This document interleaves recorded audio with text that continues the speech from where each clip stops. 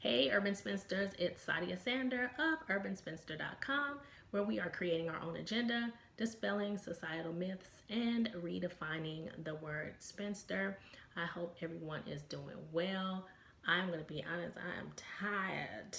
I have worked all day, all week, but I wanted to come and do my podcast slash YouTube video. I'm recording both at the same time right now.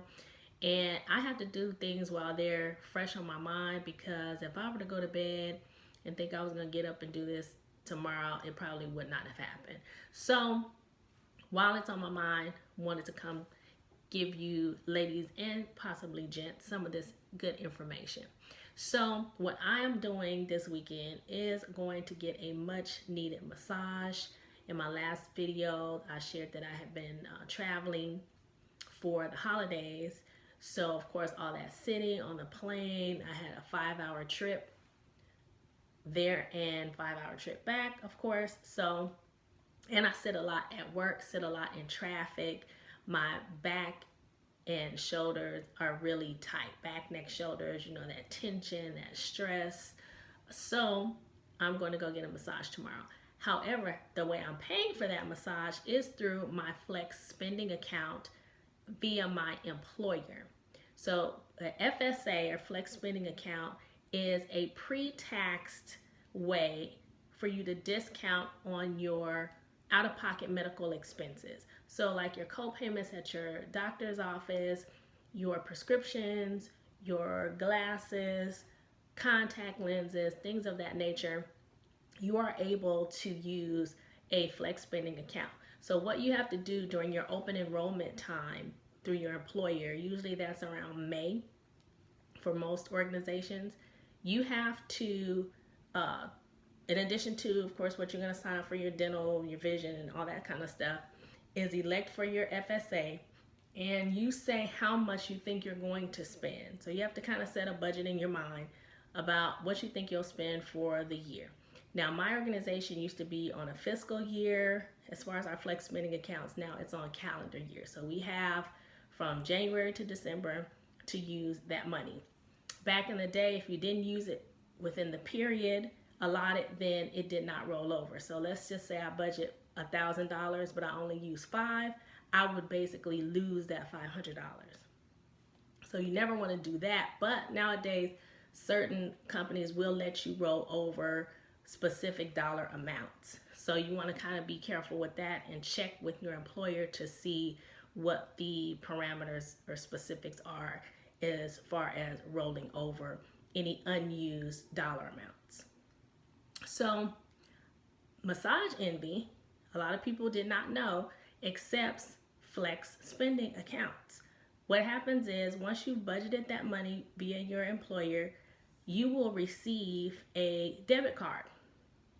Now, there is a separate company that will administer that Flex Spending account benefit. So this outside company will monitor the account, make sure your balance is within your budgeted amount. If you go over, of course, if you're close to going over or you're almost depleted, you'll be notified either via email, most of the times it's email, phone call, or app. They do have, most of these companies, these outside administrators have apps on the phones now. Of course, we're in 2020, so it's technology. But some of them can be kind of funky in regard to receipts. Now, my organization has gone through this is the third outside administrator, because employees will complain if it's too much of a hassle to use the money that is coming out of your check. So you budget this $1,000, the money is coming out of your check pre-tax. So let's just say you get paid every 2 weeks. So small increments of that $1,000 are coming out every pay period, but they are pre-tax. They're on your gross salary, or your, whatever you made for that 2-week period comes out of that gross amount, not the after tax. So that's where your savings come into play. Okay, so that administrator, let's say it's Triad, because that's one of the companies, Connect Your Care, Triad, etc. Triad has been very good so far about not requesting you to scan and send receipts. that can be a hassle if, let's say, you're going to physical therapy and you have like a $30 copay. If the company is really wonky, they may want you to not just submit a receipt for the $30. They want to know exactly what you had done. It's physical therapy. The card was used at a physical therapy office. Why do I need to submit a breakdown of every exercise that I had done and how many minutes and all this kind of stuff? That's where it's just way too much. So, but that depends on the type of benefit administrator your company is partnered with. Not all of them operate like that. So Triad has been very good about, okay, like I said, if I'm using the card at a physical therapy office, then I have physical therapy. I shouldn't have to chase down all this other documentation for you. So hopefully your organization uses a company that is good and they know what the regulations are as far as the type of expenses that you can use with a flex spending account, because they are government regulated. Back in the day, I could go into a pharmacy and use my flex spending debit card on a bottle of rubbing alcohol or cotton swabs or whatever. The laws have changed. You cannot do that anymore. So they're always changing. There are always specific things you can use it for, you can't use it for. One thing you cannot use your flex spending account for are tips for your massage therapy. Now, it will pay for the actual service of the massage, but you need to tip separately. The card will go through because the money is available on the card. However, that administrator will contact you and say, okay, well, what was this $15 for? Because you had a, let's say, $80 massage treatment, but then you got this additional $15. What is that? So that is not admissible tips. Okay, so if you're gonna tip, you need to do that on a separate card or pay cash, because that is not an expense that you can use your flex spending account for.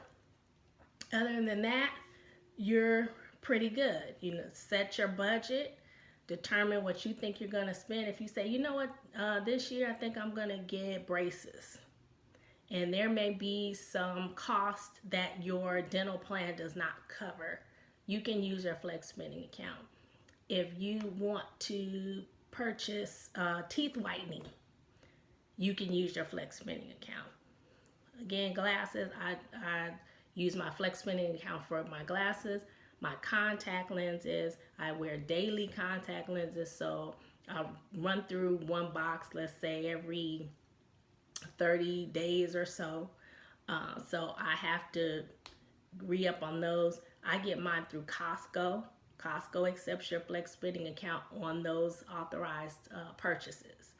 All right, so that is my tip for today. Make sure you're taking advantage of that. I have so many coworkers who do not, and it's available. Again, it's pre-tax dollars. That's where your savings is coming in. You can roll over amounts now that you did not use. Check with your employer to get exact dollar amounts, because I think there is a stipulation about how much you can roll over from one benefit year to the next. You can only sign up for a flex spending account during open enrollment, which usually takes place around May. Again, check with your employer. Massages, acupuncture, chiropractic, all okay for flex spending.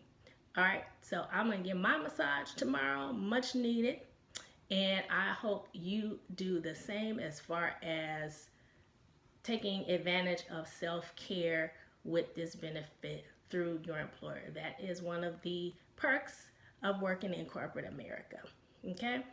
All right, so I will talk to you soon. Have a good one. Make sure you are following me on all social media at Urban Spinster XO. My website, again, is urbanspinster.com. Take advantage of the Single Woman's Agenda guided journals available, which are topics mindset, money, lifestyle, ownership, and relationship. Make sure you're opting in to my email list so you can be notified of the different things I have coming. Subscribe, like, share to my YouTube channel, and I will talk to you soon.